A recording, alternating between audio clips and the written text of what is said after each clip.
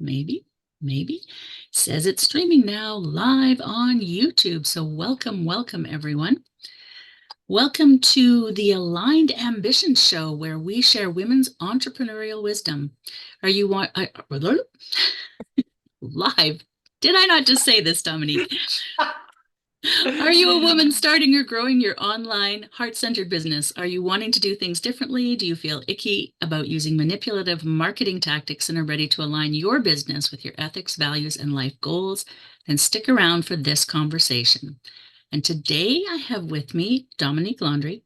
So Dominique is a divorce mediator, mentor, and coach. She combines over 3 decades of expertise in family law, a decade in divorce mediation, and a profound commitment as a high-performance coach to support women through the transformative journey of divorce. And it is a journey.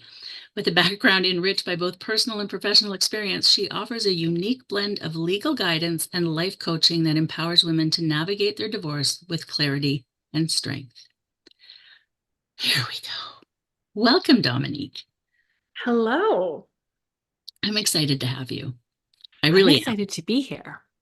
I think you have a great story of wanting to help, and then realizing that wasn't the best way to help. And anyways, I know your Mhm. story, so I would love it if you would share a little bit about yourself and your story, and maybe the catalyst of how that shifted for you. Yeah, for sure. Do you want me to start from the beginning or from the end? You do you. You do you. So I think the punchline for me is I've come to this place where I realize that every life experience, both professionally and personally, and every twist and turn and everything that looked like failure actually, look, I can feel the emotion coming up just by saying that, has brought me to the perfect place to fulfill my purpose and to make my difference in the world. And it's none of it is wasted, and I none of it is or extra either, like it's all just divinely orchestrated. I mean, it took me a few years to get to that realization, but it's magical. It's really magical to be able to look back and see, yeah, and that, and that, and that, all of it brings me exactly where I need to be. Mm. Oh yeah, absolutely. And I love that. And I know, when you spend all of those years becoming a lawyer, right? You spent all Mm. those years becoming a lawyer, and and then I'm sure people ask you, what are you thinking when you switch from, doing law to coaching? Mm. What Mm. do you say to them? So I'm just recently out of the closet as a coach, as it were. Um, so here's the thing. I mean, I decided from a really young age that I wanted to be a lawyer, not because there are any lawyers in my family, because there aren't, but something somewhere along the way told me that that was the best way for me to make a difference in the world. I just wanted to make a difference. And um, probably, within my first year of articling, I realized, first of all, a big firm isn't my place to make a difference. And the first 10 years of my career were spent in private practice, primarily practicing family law. And in those days, because that was a while ago, and in New Brunswick, where I live, there wasn't a lot of options for family law. You practiced traditional adversarial divorce, and it never felt right. It always felt like I was leaving clients worse off than when I found them, even if you won, so to speak. And so I had an opportunity to to go to government, to have a 9 to 5. I had two small babies, and the opportunity presented itself for me to go to government and manage the court system. I did that for 10 years, and I thought, okay, this is it, right? Like, go into the court system and make your difference there. Well, I learned pretty quickly that the last place for someone who wants to make a difference is in government. They'll they'll beat that out of you. Mhm. But here's the thing. in my last year in government, I had an opportunity. I was managing, at that point, I was managing a staff of about 12 people. And there was a lot of dysfunction amongst employees. And so I had an opportunity to attend a one-day mediation training seminar or whatever to help me manage conflict amongst my employees. And so off I went to the training, and it was amazing. It was a training put on by mediators who mediated. So they were amazing instructors, but they were also practitioners. So it was incredibly practical. And I came back to work, whatever the next day, and told my boss, that was really good and really helpful. And I'd like to do more. They have more. That was just one day. They have lots more to do, lots more trainings. I'd like to do more. Anyway, I had to use my own resources because funding.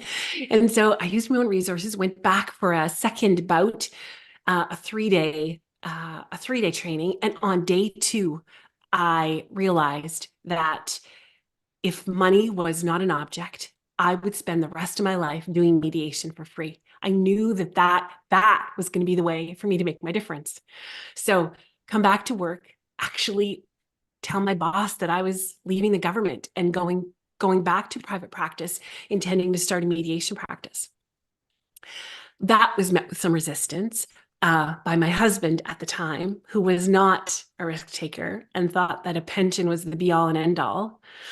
I told him if I didn't have my mental health by the time I got to my pension, it wasn't really going to be worth much. And that's how it felt, right? I remember sitting on the edge of my bed, there comes the emotion again, on a Monday morning, talking myself into going to work, knowing that everyone around me was miserable and hated their work and hated their work environment. And there was nothing I could do to make it better. Anyway, so I started my mediation practice 11 years ago, and immediately realized that it was one way for me to make a difference. But before long, I hired a coach. I hired a coach to help me get more clients.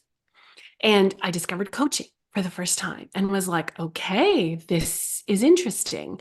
And I realized that even though I was hiring a business coach, how we do one thing is how we do everything. And I realized that if you want to clean up your business stuff, you got to clean up your personal stuff, right? And so that opened this door into online courses and coaching and digital products, and this whole notion of being able, instead of working one-to-one and there's only so many hours in the day, you can only impact so many families when there's just you and you're working one-to-one. But when you can work one-to-many with online programs and digital courses and group coaching, your impact is limitless. And so that of course, the coaching, I got certified as a coach, and the coaching absolutely makes me a better mediator. But what I've been doing the last few years is taking my coaching business and my mediation practice and trying to bring the two together so that I can, and I'll tell you, the shift for me, because even though as a lawyer, practicing mediation, I felt like I was making a difference. I felt that the work I was doing was important, and I was making a good living. I was still thinking like a lawyer. I was still approaching my mediation practice like a lawyer, and rather than a coach. And what that means is kind of, excuse me, lawyers approach things, excuse me, lawyers approach things kind of like in a box, kind of like, I keep doing this because they're kind of like, they got blinders on. It's like linear thinking. It's like you do this and then you do this, and it's very constricted. Mm-hmm. Coaching is nothing like that, right? It's about thinking outside the box and expansively and creatively. And approaching problems like there's way more than one solution. And so in the last, really just even in the last 6 months, I've been approaching my mediation practice as a coach more than a lawyer. And all of a sudden, it's all making sense. And I can see how, rather than leave my mediation behind in order to make a bigger difference as a coach, I'm seeing how I can do both together. And it's super exciting. So your question was, do people think you're crazy when you say that you're going to, leave lawyering behind and focus on coaching? I'm really fussy about who I spend time with. So the people that are around me, the people that love me, my friends and family, have seen the evolution, right? And they've seen more emotion. They've seen what coaching has done for me in my life, both personal and professional. And so they too have drank the Kool-Aid. They too get that. They get the importance of everyone having a coach, everyone working with a coach, the importance of they get that what I do makes a difference. And if I can help more people, then so be it, whichever hat you're wearing. Yeah. Yeah. Yeah. And I love that story because I think there's so many people who are, and I usually talk about the cubicle because that was me, right? I was in oil and gas and then I was in corporate and all of those things. And you're in the cubicle and you're doing the same thing and you know it's not working and you know you need a change, but then that fear of the paycheck versus the fear of your mental health, right? And you start to weigh the difference and you can see, oh, I can't keep doing this. But the people, right? The people that are in your life, like your husband at the time, are just like, well, no, you can't leave your job. That's ridiculous until it breaks you, right? And that's usually when people make a change. So the fact that you were able to like step out, and I'm sure that was super scary to do, to step out of what you knew, even though you knew it was in your best interest, right? To be able to do that, to be able to do that. And I think it's important for people to understand it's not like it's easy. We don't just go, oh yeah, we're going to do something different. It's literally breaking us and we need to do something different. Yeah. Yeah. Yeah. I say, when your soul is dying and you can feel your soul shriveling, to me, there was no choice. Like, now, would I have left if I didn't have another plan? I guess not. I guess that's why I stayed for 10 years, right? The first 5 were pretty good because you still think you've got a little spunk and you still think, no, it'll be okay. I can change it. I can change it. And then you realize, you really can't. And so, but for me, leaving a job that was killing my soul is not terribly different from leaving a marriage that was killing my soul. People often say, like, wow, like it must have been so hard to leave. There are a lot of people who stay in those jobs and in those marriages, despite the fact that they can feel their souls dying.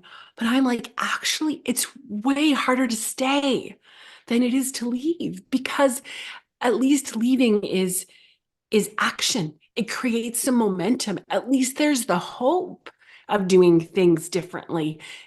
And there's no, I didn't have any rose-colored glasses on, either ending marriage or leaving that career. I knew that it wasn't going to be easy, but it had to be better. It couldn't possibly be worse.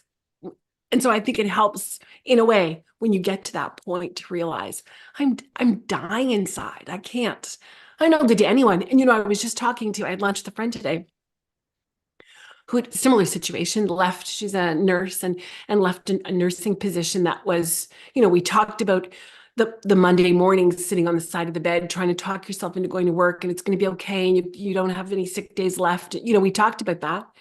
And then finding coaching and realizing that you could make a difference and make a living doing something you loved. And what we talked about is the notion that it requires you, yes, you have to find a way to believe in yourself and to you are taking a chance, but it's like it's a calculated risk. It's that just isn't an option anymore. When you think, maybe what helps is when people, this is often when people actually change. When you can't do it for yourself, when you start to see the impact it's having, like say on your children or on your spouse or on your even your own physical health, right? When you start to see evidence that being, I don't know, stoic or being a martyr, it's not, you're not really holding it all together. You may think you're doing, it's fine, it's fine. It's actually not fine. People who are counting on you aren't getting the best of you because your soul is dying, in whether that's a career that's sucking the life out of you or a relationship. Yeah. Yeah, Yeah. absolutely. I love how you said that too, because it's true. And often that's what will be the catalyst, right? Is that like I can't do it anymore. I can't do it anymore. And wouldn't it be lovely if we could just choose a path that worked for us? However, I think we have lessons to learn No. along the way. Yeah, well, that was my point, right? Is that here's Mm, the thing, and here's the absolute. I always say that God, universe, source, um, has such a ridiculous sense of humor, right? Like they know exactly what's going on and what to do. And so I um, had the good fortune of having not one but two divorces and having an experience with one ex-husband who is um, has never been interested in creating a positive co-parenting relationship. We have two children together, and it's been 20 years since I ended that marriage, and he chose to not have a positive co-parenting relationship with me. Second marriage, second husband, a stepfather to my children. We didn't have children together. He has no children. My children are his children. And we have this extraordinary co parenting relationship. So when I work with my mediation clients and my divorce coaching clients, how many people do you know that has the experience of both? I know what it's like. I know what's possible. So I know what it's like to have this incredible co-parenting relationship. And I also know how much it sucks when you don't have it and what it means to have to resign yourself to accepting that and what that looks like. I mean, who gets that? Who gets the personal experience of navigating both of those things, the professional experience of being a family lawyer and then a divorce mediator and now coach? Like, mhm, I mean, I just think it's it's perfect. It's exactly what I need to be able to show up for my clients in a way that I don't know. I just think it makes me feel more confident and more capable and more aligned, if you will, mhm, at the risk of sounding a little bit, it's not staged, but I do like talk about aligning stuff, right? mhm. Yeah. Yeah, and that's exactly it, right? When we start, we could go back and beat ourselves up for all the decisions we made, but it's a journey that we take, and we can't end up here without having been there. And that's often a piece that gets forgotten, right? As we're beating ourselves up for all of these things. Yeah. There's all sorts of things from my past I would really have not liked to, I would have preferred not to live through. However, I would not be this person here right now, doing what I do if I hadn't been through all of those things. I wouldn't have had that drive to share new ways and help other people heal if I hadn't been through all of that. So Absolutely. yeah, you 100%. have to do that. You have to do that. I just want to take a second because there's a couple of comments. Um, Oh, fun. oh, happy International Women's Day. So thank you. And coaching is like being an intervention specialist, which is what I trained for in school to teach special needs, but in another arena. And it's true. Um, whatever path of coaching you take, right? And there's so many different paths of it. I think sometimes the training is really good for people to learn about their own selves, right? But Mm, also, I do believe that everybody should have a therapist and a coach. If you have those two things, you are you have, nothing that can get in your way of going forward other than your own Yeah. self. But that's a whole other story. Yeah. Yeah. Which is why you have the therapist and the coach Coach, yeah. to get yourself out of your way. But that's it exactly, right? Because a therapist, in my mind, anyways, I'd love to hear your take on this, but a therapist is someone who helps you understand why you get triggered and why you show up the way you do and why you hold yourself back. And it's the why, right? It's the Yeah. how did we get to this point? How did all of our experience contribute to getting us to this point?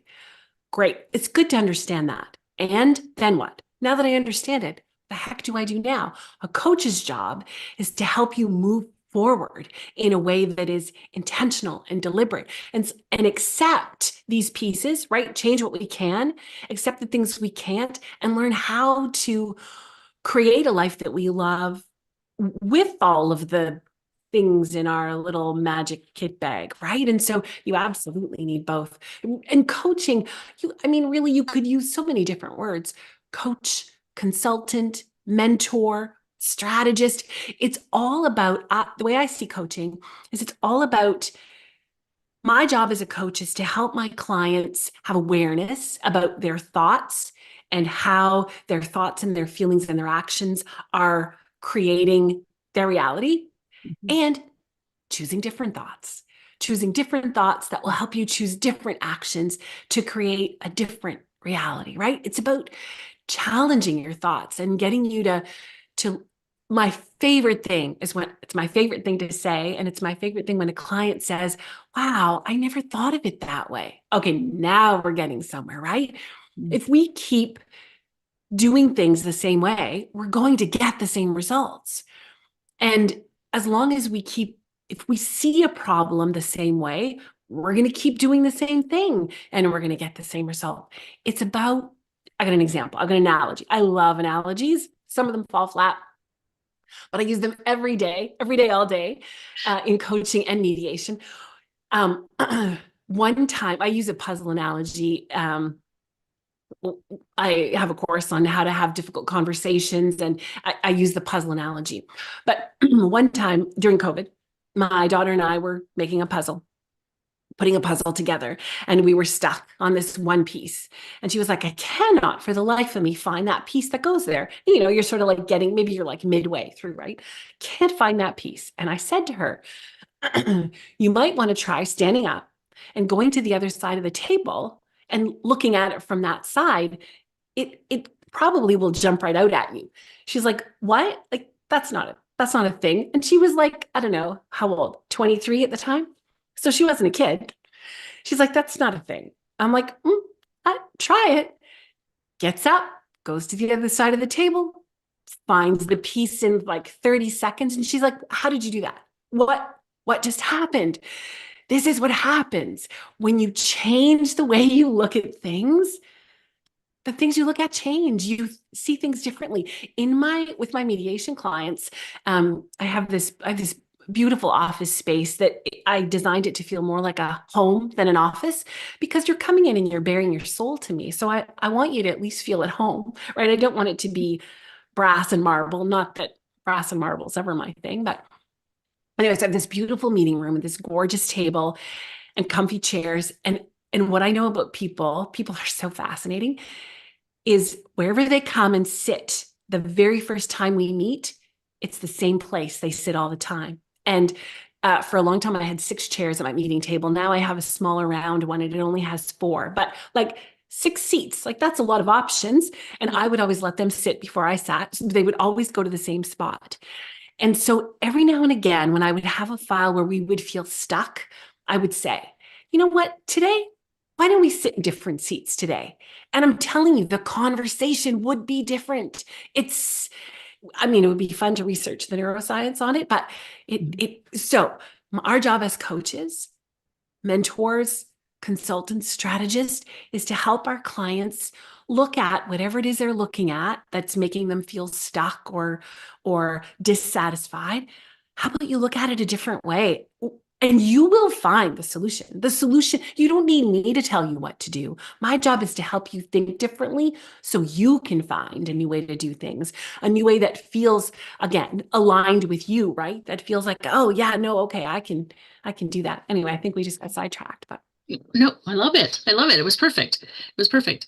But I do want to jump back because you had made a comment and then I was going to go back to it and then I went on to something else. But anyway, so you had made a comment about align or healing yourself to heal your business. I think it was something to that effect. And which is exactly what I do, right? In the Align Business Building Mastermind, we do a lot of self work.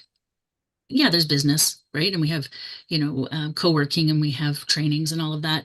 But it's the self work that we're doing. We're doing the healing because we realize to align, you need to be able to do that. And how, no, what's my question? The importance of, for you, let's just ask you, what's the importance for you of that? Because you did mention it. And when did you come to that realization? Did you come to that realization?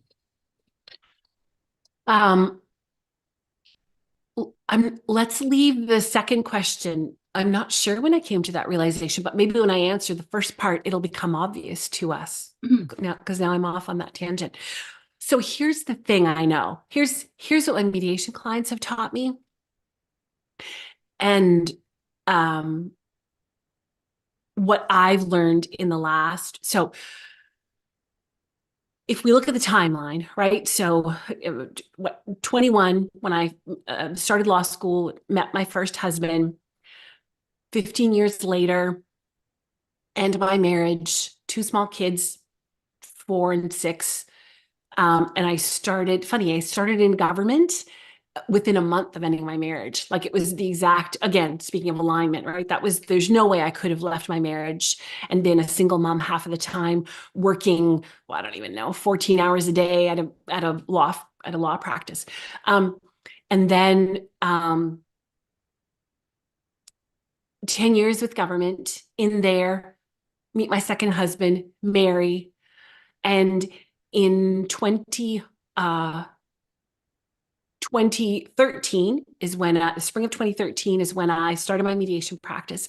And the fall of 2014 is when I ended my second marriage. So there's like overlapping things happening, right? When I ended my second marriage, I was like, what the actual, how is this happening again?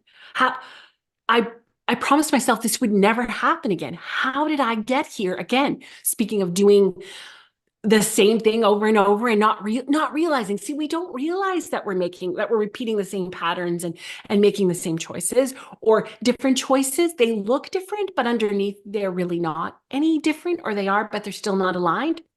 And so for me, it was, I'm going to say probably a couple of years into my, maybe even a year after ending my second marriage, I decided I was going to do things differently. I'm not going to get right back into another relationship. There was only a year between my first separation and my second relationship. And even that, I had done some dating, so I hadn't taken the time to heal and to learn about myself. And so I set out on this journey. I was 7 years single, and only probably the last 2 of those was I ready. And I was kind of like, okay, TikTok, buddy, where are you? But I did the work. I was like, I'm going to learn everything I can about myself, about how to be in relationship, about how to be a better mother, how to be all of it, how to be single, and so here's what I learned. If you don't have a really clear vision for your future, for what you want your life to look like 20 years, 10 years, 1 year, if you don't have a clear vision, you're not going to create it. You're not going to manifest it. You're not going to make it happen. The clearer your vision, and here's why, because when you know what you're trying to achieve, think of a painting. When you know what you want the painting to look like, you have a better chance of it looking like you want it to look like. If you know you're going to do a painting of a sunset, you're not going to start with painting a chair, right? Like, So you start with what you want, the end in mind, and you reverse engineer a plan to get you from where you are now to where you want to go. It informs the decisions and the steps you're going to make. You can't know what you want. You can't get a clear vision for your future if you don't know who you are. It won't be aligned, right? It won't be aligned with your soul if you don't know who you are, if you don't know what your soul wants. I, I feel like it sounds a little bit melodramatic, but it's 100% truth. And Mm. so your job, whether you're talking about a career or a relationship, your job is to get really quiet and really still and find out who you are and what makes you come alive. And then take the steps you need to take to make that vision come to life. And so that's the work I did. And that work doesn't like, I mean, it probably doesn't take everyone 5 years to do it, but those five of the first 5 of those 7 years, I needed all of it. I truly embraced being single. I truly um, learned how to create a life that I absolutely loved without being in a relationship. And I hadn't been single for 5 minutes since I was like, what, 15?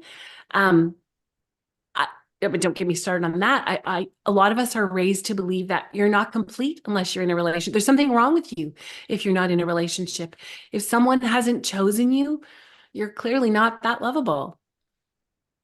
Oh, don't even get me started on that one. Yes. Yes. Right? So true. These are Mm. and these are the things, these are the world, our parents, society, movies, whatever, feeds this stuff to us.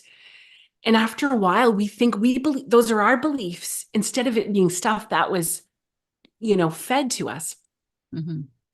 So you need to create space in order to learn who you are, learn what you want and what you don't want. Ooh, and isn't that just one of the best ways to figure out what you want is to experience what you don't want? Mhm. That's a gift too. That's a huge gift.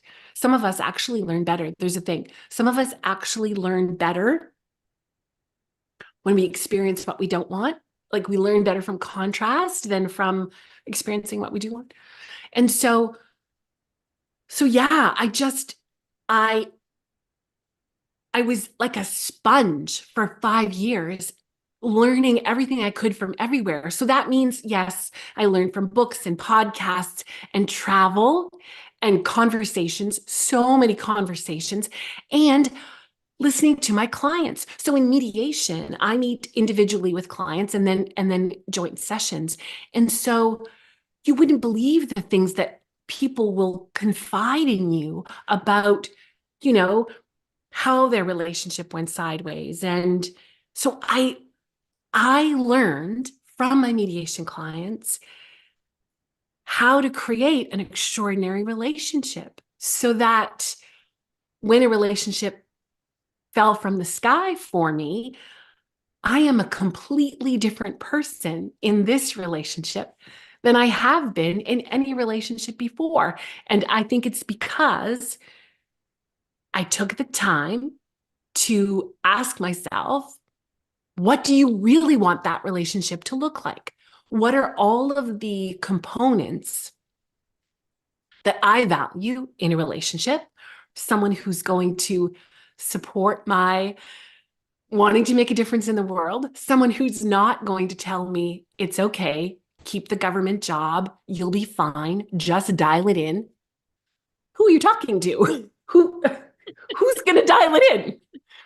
Um, and someone who values growth and uh exploration for the second, like the talking about having conversations for the sake of learning about stuff. Anyway, so that gave me the space I created and the intention that I had to get really clear about what I wanted in a relationship allowed me to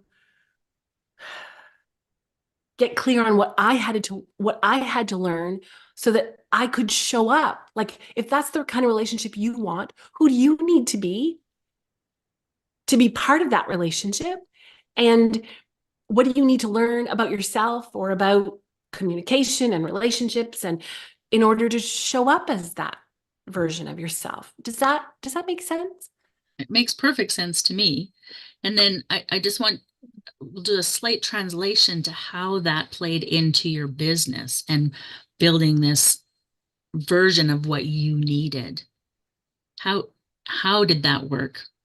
I mean, I can clearly see it, but I would like you to just map it out a little for Yeah. those who might not. Well, I mean, I think it's the same, practically the same. I guess it's just a different, you're applying the same framework, just at a different place. So if you don't love what you're doing, and I can say that there have been times where in my mediation work, I would get frustrated that I sometimes felt like my mediation practice was at odds with my coaching business, and that my mediation practice was holding me back from really growing my coaching business. Even though I was making a difference, I was like, yeah, but I want to do this, right? And so it's really about it's taking the time and creating the space to ask yourself, what would a level 10 business look like? What would a level 10 relationship look like? Well, what would a level 10 business look like? If I had a magic wand, what would my business look like? How many hours a week would I be working? Would I be working virtually or in person? Would I be, what would I be teaching? Who would I be working with? How much money would I be making? Like, it's the same exercise, right? What's the vision for your business? Mhm. Okay, where am I now? What am I doing? How do I get from where I am now to where I want to be? What are the decisions and the steps and the tools or resources that I have to get? So if I don't already have everything that I need, okay, I'm going to go get it. I'm going to read a book. I'm going to take a course. I'm going to, I don't know, hire someone. And then you just slowly, like a little thing of clay, you just slowly mold it. And look, it's, gosh, February 2017, I went to my first Brenda Burchard live event in San Diego. And that's when it just came up in my memories here not that long ago. And that's the first time that I thought, ooh, online courses, interesting. This whole notion of working one to many. Well, that was 7 years ago. Like, it hasn't happened overnight for me. I think I learn a little slower than most people. I have this awareness that I've probably worked with one foot on the gas and one foot on the brake for a long time. Mhm. A little bit of perfectionist stuff getting in there, a little bit of overthinking. But if you can just take consistent action, allow yourself, make it safe to make mistakes, know that there are no mistakes and that everything's just learning, and just keep it. It really is true that action brings clarity. I've taken more action in the last 6 months than I have the last 6 years. And I have so much more clarity as a result of it. It's not even funny. It feels like I was saying to someone the other day, right now I have so much momentum in my business. It feels like a snowball going downhill. Like, it's just, the momentum is just building. It feels a lot sometimes, but you just have to keep your eyes on the vision and just trust that if you, God doesn't give us those visions if we can't make them happen. Ooh. Mhm. So, Yeah. Oh, yeah. I love it. I love it. Thank you so much, Dominique. I have loved this conversation. I just the beauty that you have shared and the authenticity that you have come with. And I know it can be really difficult, especially when we're live and people are looking at you. What if my makeup runs? All of those things that us as women do.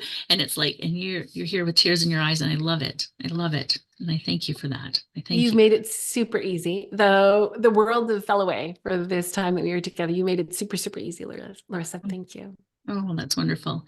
And you have a free gift, the Empower and Heal Divorce Guide. Can you just tell us a little bit about that and Oh, the link up?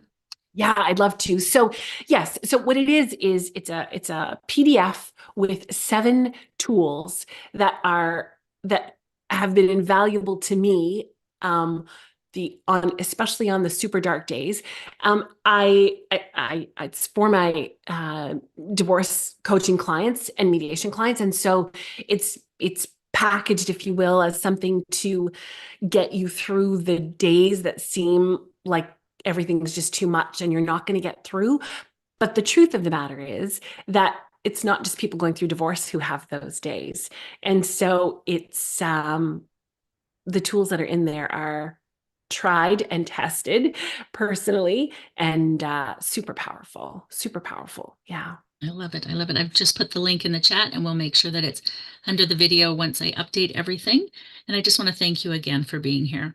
I just really appreciate Fun. it. Thanks, Larissa. Thank you. Are you a woman interested in aligning your heart-centered business with your ethics, values, and life goals? Join our Aligned Business Building Mastermind. Accountability, like-minded women who become business colleagues to share the journey with, and tons of resources and trainings. You can get 90% off your first 30 days just for the cost of a latte. You can begin to align your business with your life. And I will put the link below for that as well. And we will see you next time on the Aligned Ambition Show. Thank you, everyone.